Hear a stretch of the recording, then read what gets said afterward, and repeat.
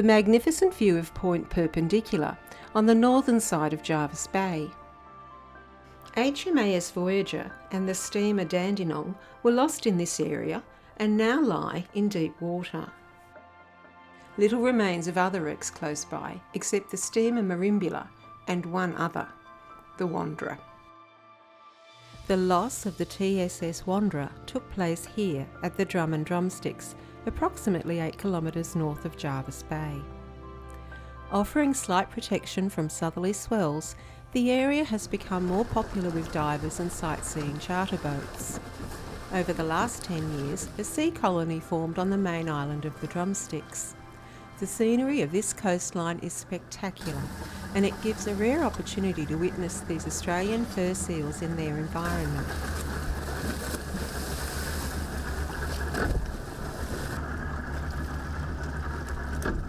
They really are a delight to watch with their antics underwater.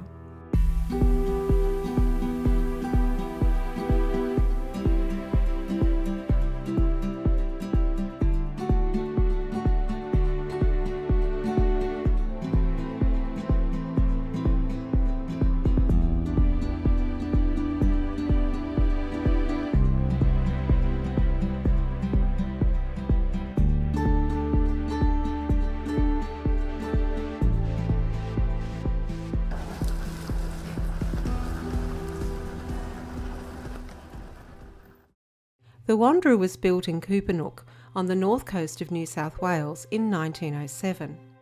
It appears the ship was mistakenly christened Wandee, but this was later amended. At 2 p.m. on the 15th of December 1915, the Wandra left Moruya with a cargo of timber bound for Sydney. As the Wanderer approached Cape St George, near the southern headland of Jervis Bay, she passed a beam of the now redundant lighthouse. In operation since 1860, the light was a source of constant complaint since first being switched on.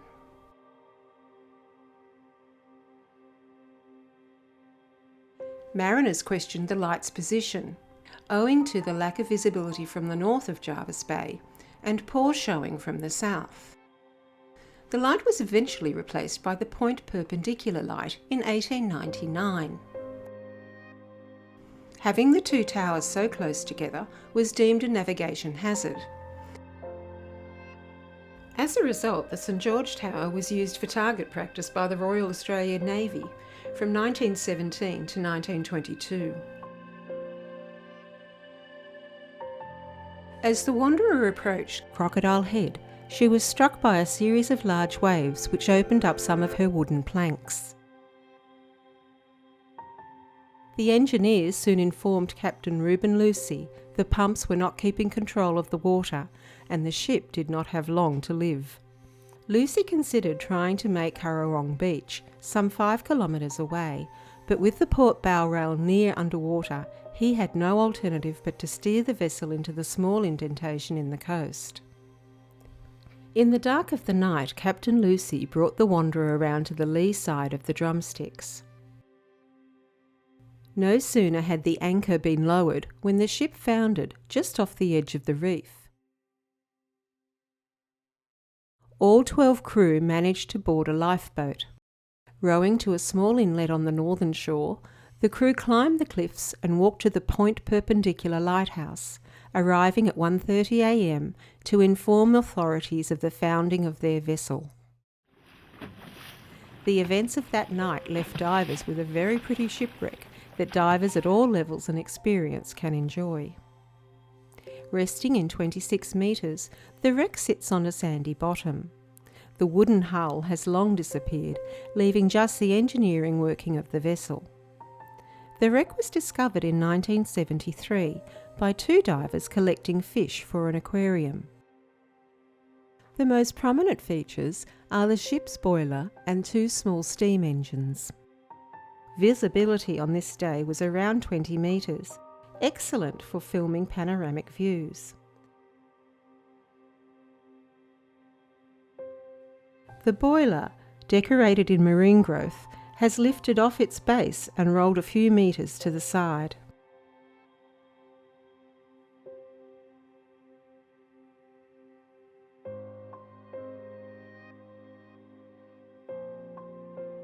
a view of the steam engines and the 2 propeller shafts.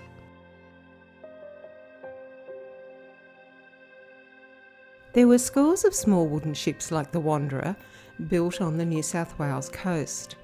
They were the backbone of trade for the many ports situated along the coast and perfect for entering the sometimes dangerous bars that marked the entrances. The remains of many of the ships lie along the New South Wales coast are undiscovered. The Kilterbranks is still just visible close to the gravel loader at Shell Harbour. The Hourjack was lost off Foster, while the wreck of the Convoyant foundered off Bass Point. Both of those wrecks have never been found. Upon her launch in June 1907, the hull was towed by the steamer Alice to Sydney for the fitting of these engines by Begg and Gregg engineers of Millers Point.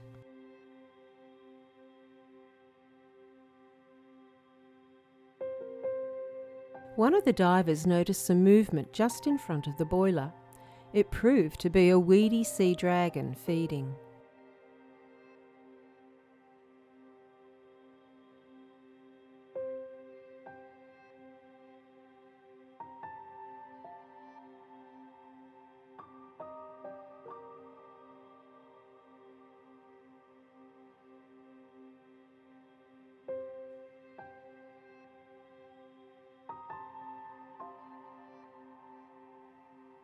The stern of the wreck, showing a close-up of the remains of her twin propellers.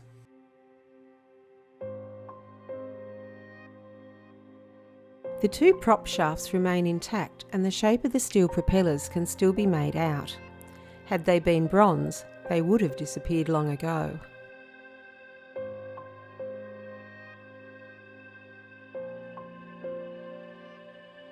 South of the boiler rests the Wandra's cargo winch.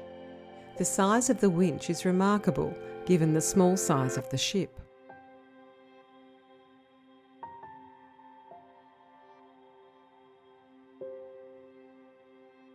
Just under 2 years before her loss, in January 1913, the Wandra was discharging timber at Port Kembla Harbour. A sling supporting the derrick broke and decapitated 45-year-old Captain John Roster. Just one more remarkable incident in the rich maritime history of New South Wales.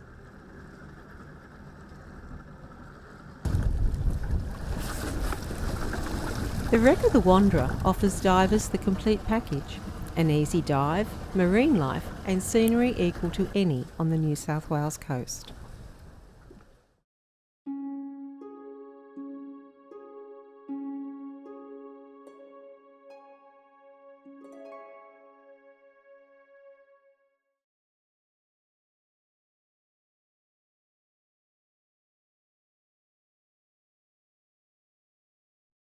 Another wooden vessel lost was the steamer Tuncurry. Built in 1903 by local shipbuilders at Tuncurry, the small ship offered a service from Sydney to Foster and back twice a week. In 1908 she was sold to the British government for use by the High Commissioner of the Western Pacific and was renamed Tokelau. In 1915 she was sold again and returned to Sydney for a refit, regaining her original name of Tuncurry. On her very first voyage for these new owners, the vessel foundered off the Barrenjeoy lighthouse and sank at a depth of 60 metres. The crew of 11 safely sailed a 22-foot lifeboat, reaching Sydney Harbour on the morning of October 23, 1916.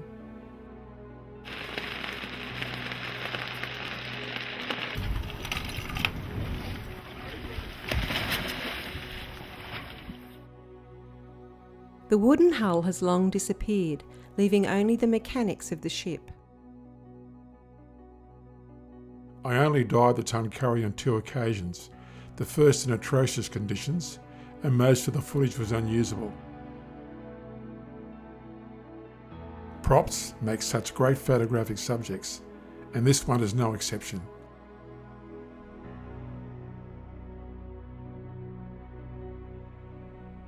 A fishing net lost from a trawler lies entangled between the engine and the boiler. A variety of marine creatures now reside here.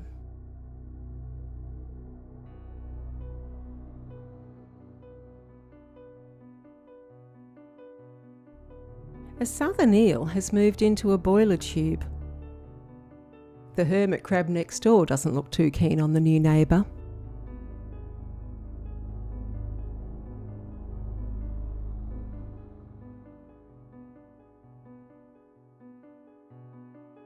Shipwrecks are such a gathering place for marine life. It's no wonder divers and fishermen are attracted to them.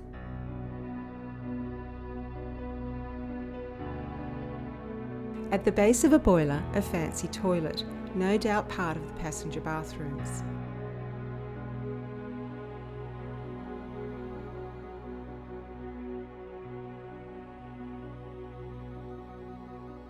An anchor still in the hawse pipe marks the position where the bow once stood.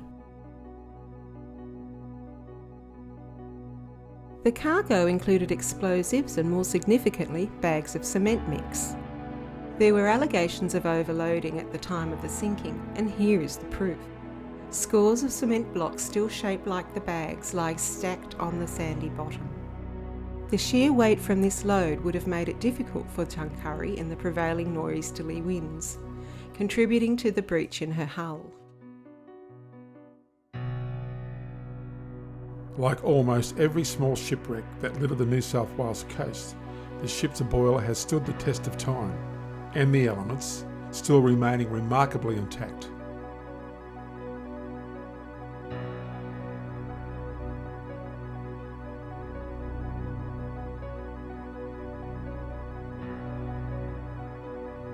The Tuncurry is just one of 8,000 shipwrecks around the Australian coastline, of which there are 3/4 undiscovered.